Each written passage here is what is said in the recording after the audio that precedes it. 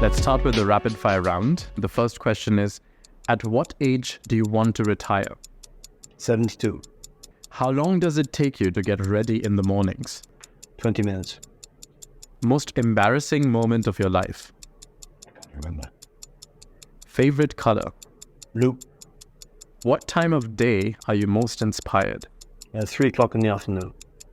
How many hours of sleep can you survive on? 6. Fill in the blank. An upcoming technology trend is Biopolymers. the city in which the best kiss of your life happened. Malaga. Pick one, Mark Zuckerberg or Elon Musk. Mark Zuckerberg. The biggest mistake of your career. I can't remember. How do you relax? Cycling. How many cups of coffee do you drink per day? 4. A habit of yours that you hate. Oof, it's a tough one. I think scratching my head. The most valuable skill you've learned in life. Patience. Your favorite Netflix show. Arsène Lupin. Morning routine. Are you an early riser or a night owl? I'm an early riser. One word description of your leadership style. Open. Top priority in your daily schedule. Or reading the newspapers. Ideal vacation spot. Italy. Key factor for maintaining a work-life balance. Taking time to relax and cycling. Memorable career milestone. My PhD. A recent business innovation that caught your attention. I like this. Well, everything you can pay with your phone. The last song you've been listening to. There was a Fado song by Carlos del Carmo. And the last movie that you liked. Past Lives. All right. Well, that's the end of the rapid fire round. So let's go on to the long questions, which you can answer with as much ease and time as you like. Can you share more about your journey from earning a PhD in economic geography to your role as the president of the board of the European Innovation Council? Well, the journey you describe is a journey from PhD to president of the European Innovation Council. It's a journey of 31 years, so it's quite a long one. And of course, when I started it 31 years ago, I had no idea that it would end here. However, a thread in my career, starting earlier, so halfway my university studies, I've always been interested in innovation, and I've always been interested in innovation in manufacturing. So I like factories, I like places where things are made, and I like the way innovation happens in factories. So I worked after my PhD for an industry association. Then I set up a technology division within the association, which I privatized in 2000, and setting up my own company, applying for and managing European projects. So I built a lot of consortia, applied for a lot of funding, was successful 1/3 of the times, and not successful 2/3 of the times. And I also became a regional minister, and that was an important step to the current position, because there I learned how to design policies, how to manage policies, how to explain them to citizens, voters, entrepreneurs, and that was a very good training school. And afterwards, what also helped me is to evaluate proposals a lot. So over the last 4 years, before becoming president, I evaluated something like 150 proposals. So basically, I've learned all the elements that are required from a credit function in my CV over the last 30 years, and always in the European context. So when you look back at it, what specific experience influenced your move from academia to a position of leadership in innovation? I'm from an entrepreneurial family. My father was a CEO, and my grandfathers were CEO. So I'm used to be surrounded by people who are trained to make decisions. And I think I was a bit an awkward academic, because I was more interested in knowing things for deciding, but not knowing things for knowing things for knowledge's sake.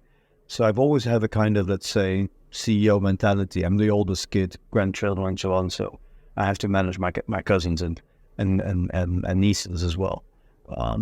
So that was an important one. But what really was decisive was to be chairman of a program committee. So writing an election manifesto for my party, end of 90s, and I really chose to candidate for the regional parliament because I wanted to use the capital of the province much better. We had 4.4 billion euros in the bank as a region, and in the middle of the financial crisis of 2008, 2012, my manifesto was to invest that money in startups, and that was really what led to this position. So what do you think the state of the Dutch startup scene is now? Well, the Dutch is a rather vibrant one, and that's also something we see in our instruments, the Pathfinder and the Accelerator of the EIC. And so they score second, third position in Europe, which for a small country is quite good. And that is because we've had a lot of people, I'm one of them, but there are at least 25 people more that have been working on it, are really building a regional and a national ecosystem. Vince Volsantijnus has been very important on a national level.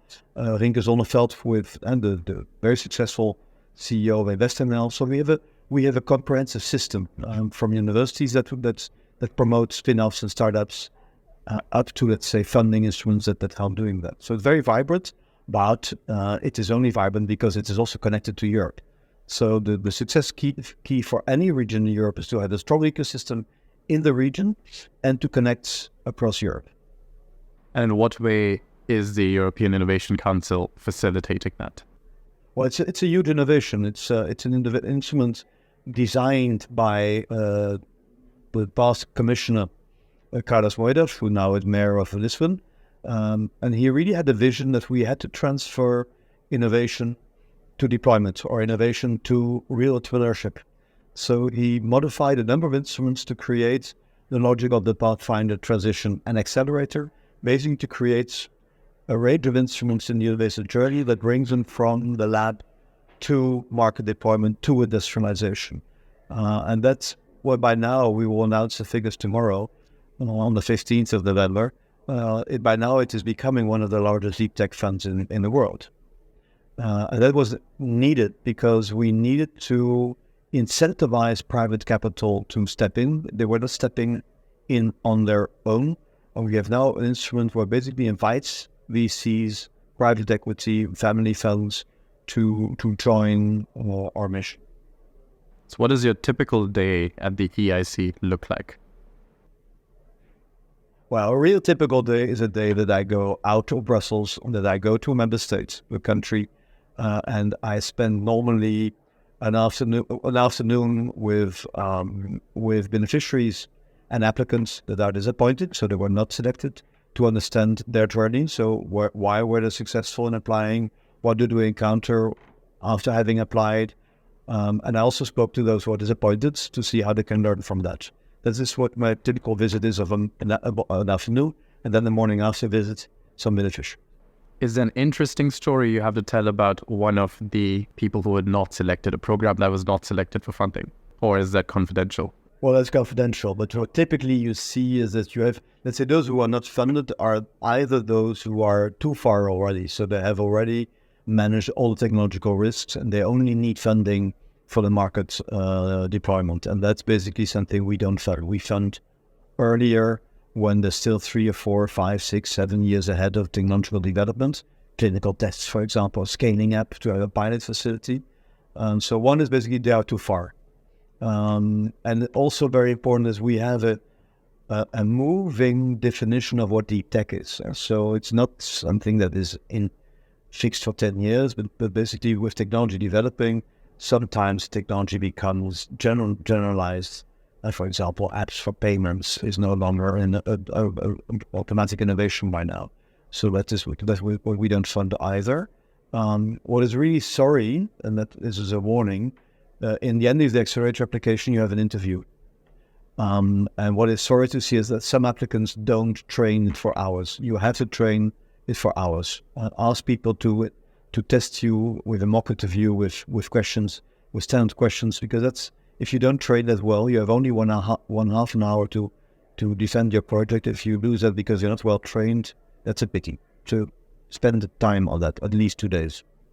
So could you share an example of a specific project that embodies the core mission of the European Innovation Council?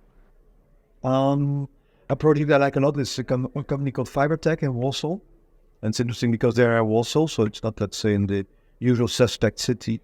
And what they make is they make from plant rests, they make fibers, they extract fibrous matter. And from the fibrous matter, they can make a whole range of products. They have now a wonderful small pilot factory in the east of Warsaw.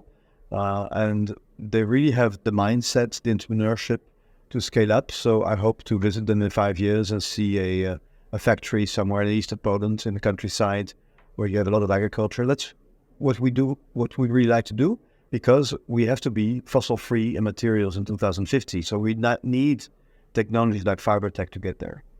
So in this dedication that you have for scaling up innovation, what challenges do you foresee and how do you plan to address them? Well, the big challenge is that you have, if you really want to scale up as a startup, you have a big capital expenditure ahead of you, and a big capex. So the biggest challenge now is that we have money to invest into companies up to 17.5 million euros, but some investments are much larger than needed.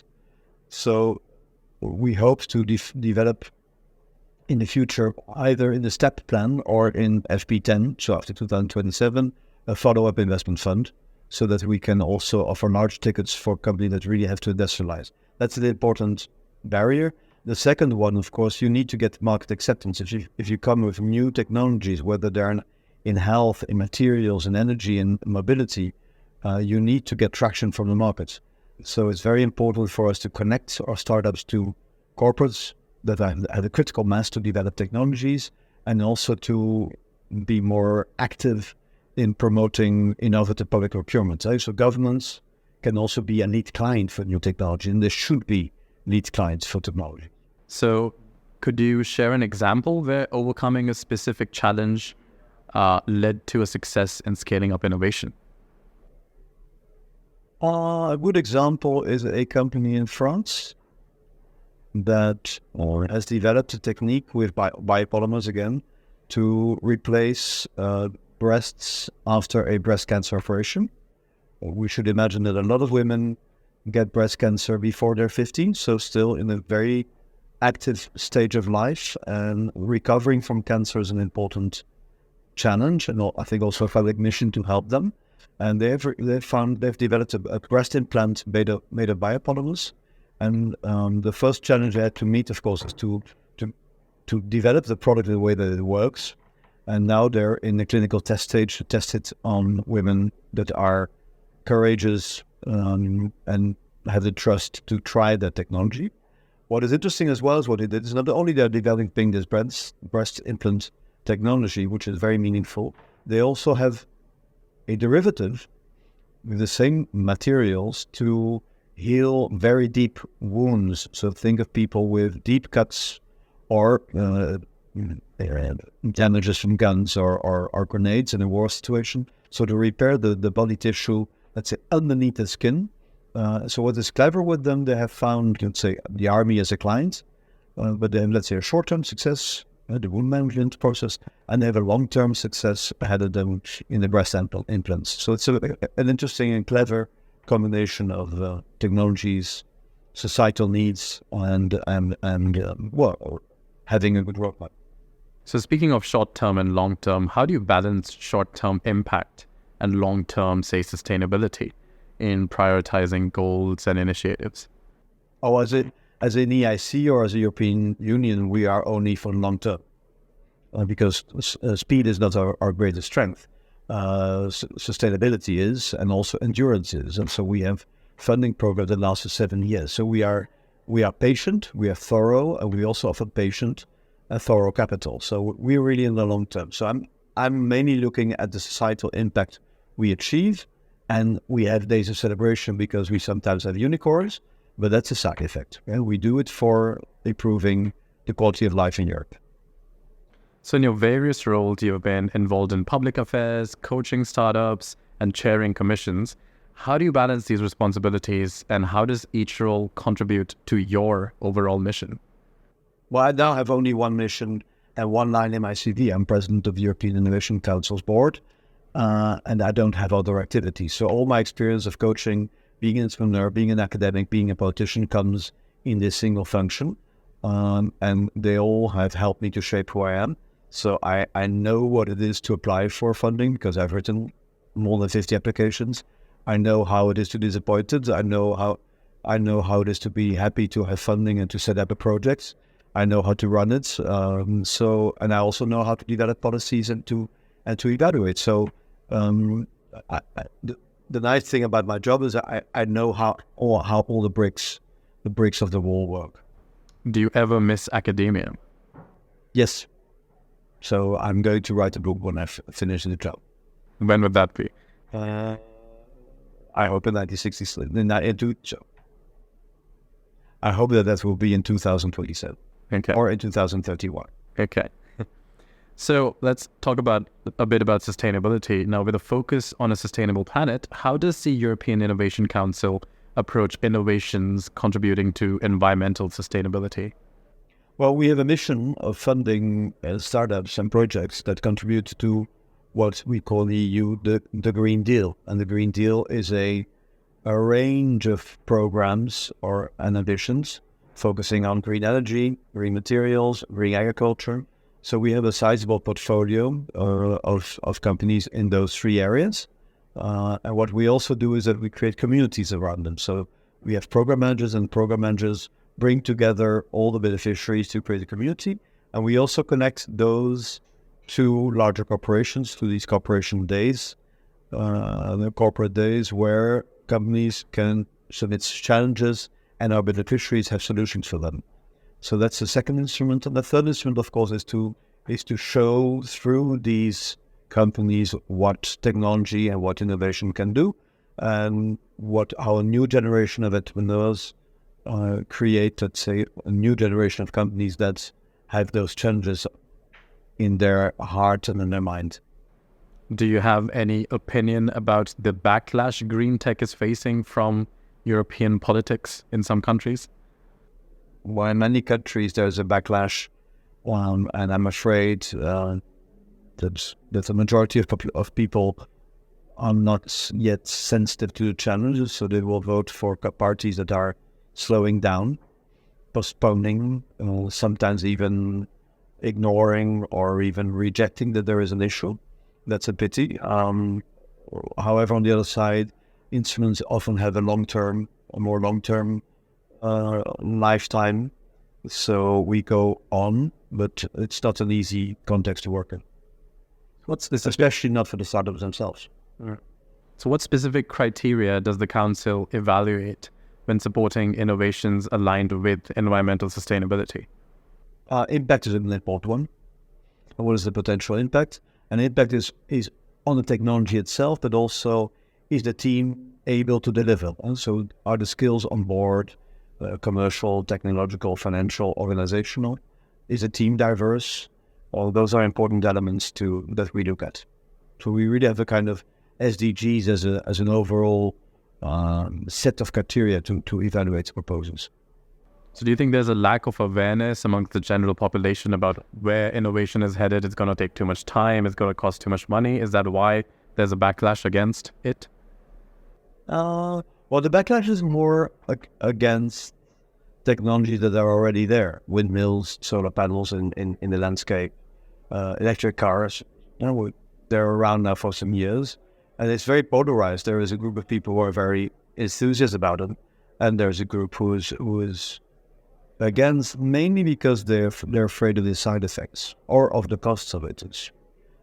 New technologies are always expensive in the beginning, and once more people use them, they get cheaper. Now, solar panels on a roof nowadays is the price of a family holiday. That's affordable for many now, but it's kind of opposition to it. But on the other hand, the figures are going up. So more and more people put solar panels on their roof. People are reducing their meat consumption. People are more careful planning flights or long-term journeys. So I think there is a general change in behavior on one side, but the voting behavior could be different. So does the EIC plan to address this in some way with creating awareness or some marketing or PR around it? Well, we are part of the European Commission as a whole. So the promotion of the objectives of the Commission of the European Union are well catered for by the Commission in general. Our work is really just to show that startups can deliver and that we can help those startups to deliver. Okay, so let's pivot a little and maybe you can talk about now how innovators can make their proposals stand out in the competitive landscape of innovation funding. Well, let's go to the technique first. So it's really a 3-step approach. First, it is to submit a pitch and a relatively short PowerPoint and a video. And the main objective there is to seduce. So basically to show evaluators that there is a compelling case in terms of technology and in terms of impact. I think the technology and the impact are core in this first stage. If you succeed the first stage, well, which is not the majority of submitters, then you are invited to write a full proposal. And the full proposal is rather 50 to 100 pages. And the key element in the proposal there is, again, to confirm your impact and your technology with a number of key data, demonstrate that you have a patent, demonstrate that you know what the market is possibly asking, where you will find the market. But the most essential in the proposal is the quality of the business plan. And so that you have a good prediction of your expenditures, of your revenues that you expect, and of your capital requirements. So the business plan is essential, and also, of course, the team you do that with. That's the second stage. So it's a very thorough stage for which I always recommend people to take your time, have other people reading it, submit to critical review of people that you know. So that's a very important stage, because that's the most critical in terms of success rate. And if you're successful, then you go to the interview. An interview is really for the experts to feel that the team stands. So the team should be well prepared. As I said, it should train that interview. It should show that the team knows what the others in the team say. And that's basically to convince by creating trust. So it's seduction, conviction, and trust. Those 3 elements are essential in writing a proposal. So what advice would you give regarding balancing groundbreaking ideas with the council's strategic priorities? Well, it's very simple. If a proposal is not within the strategic priorities, it wouldn't be funded. So that is not something to take light. So read those texts very carefully. And those texts are essential. Whether you apply in an open program or a challenge, you should adhere very closely to it. And then, of course, the second is that you understand your technological field. So we fund deep tech startups. So often people have been working since their master's thesis in the area. So they have master's thesis, PhD, some postdoc or experience in company. They often have 5 to 10 years working experience in the area. They know their field. So you should know your field. You should know what you bring, what the competitors have brought or are bringing, and how you distinguish yourself from them. And at the same time, it helps also to be connected to them and not be on your own, but to be part of an ecosystem. So think all those things well through. We see too many applicants who apply too early. So they haven't worked well their ecosystem, and they should have worked a year or 2 years longer, have a better contact with possible clients and possible suppliers. So patience and endurance is important. So looking ahead then, what trends do you foresee in innovation? And how is the EIC preparing for them? Well, the big buzz is AI, artificial intelligence, and that's rather new in the debate. I'm sometimes a bit cynical that AI is basically advanced statistics. So I had it at university 40 years ago, but not with the same ICT power that we have now. The ability to analyze huge amounts of data is new. And what is interesting is not AI on its own, but AI to understand manufacturing processes, to really improve the productivity of manufacturing processes, both in terms of what does the client need and being customizing as much as possible and not making stuff no one wants, but also in the process itself to use in the most efficient way resources to get a certain product or process made. That's important. And also what is important is to speed up or improve processes and to improve understanding. For example, there was a recent beneficiary. They use AI to analyze all kind of radiographic or other imaging of the lungs to speed up an operation of a lung. So now it takes 15 minutes with a team of 4 to analyze the results of the AI to determine a scenario for an operation, whereas before it would have been 2 hours meeting with 8 people to decide that. So in health, it's very important to improve the quality of interventions, but also the efficiency of interventions, and AI can give a huge contribution to that. And the last one, which that's really my dream, is where you have, let's say natural behavior. And natural behavior can best be characterized with quantum computing. So imagine understanding better how pharmaceuticals work in bodies or how polymers are generated. You need a combination of quantum computing for, let's say, the mass calculation possibility, AI as a software backbone, and then apply it to materials or to chemistry body. If we can combine those 3, we really have a wonderful crossover that can do a lot for sustainability. Right, so the last question for you is of a personal kind. What would you be doing in your life if not this? If I was not doing this, I was doing what I was doing until April, mainly evaluating proposals and chairing boards. I was chairman of the vocational training board in the Netherlands. So evaluating and setting up evaluation systems to innovative proposals. I think that would have been the main one. And what I also like is I like to train people to submit good proposals. So that's what I would do if not this. And I think I will do that after stopping with this challenge in 4 or 8 years from now.